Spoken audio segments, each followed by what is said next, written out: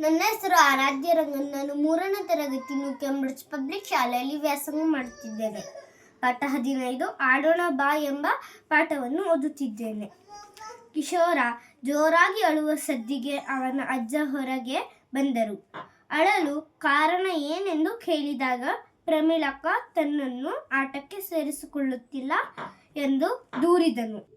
ಅಜ್ಜ, ಪ್ರಮೀಳ ತಮ್ಮನನ್ನು ಕರೆದುಕೊಂಡು ಆಡಬಾರದೇಕೆ? ಪ್ರಮೀಳ, ಅಜ್ಜ, ನಾನು ಕುಂಟೆಬಿಲ್ಲೆ ಆಡೋಕೆ ಪದ್ಮ ಬರುತ್ತಾಳೆ. ಕಿಶೋರನಿಗೆ ಕುಂಟೆಬಿಲ್ಲೆ ಆಡಲು ಬರುವುದಿಲ್ಲ. ನಾನು ಹೇಗೆ ಅವನನ್ನು ಆಟಕ್ಕೆ ಸೇರಿಸಿಕೊಳ್ಳಲಿ? ಅಜ್ಜ, ಕಿಶೋರನ ಜೊತೆ ಆಡುವವರು ಯಾರೂ ಇಲ್ಲ. ಅವನಿಗೆ ನಾನು ಆಟ ಹೇಳಿ ಕೊಡುವೆ.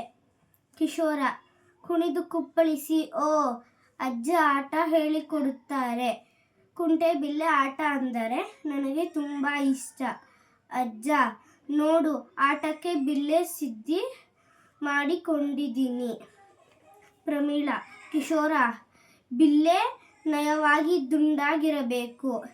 ಇಲ್ಲವಾದರೆ ಕಾಲಿನಿಂದ ತಳ್ಳುವಾಗ ಗಾಯವಾಗುತ್ತದೆ. ಆಟ ಆಡುವಾಗ ಅವಸರ ಮಾಡಬಾರದು. ಧನ್ಯವಾದಗಳು.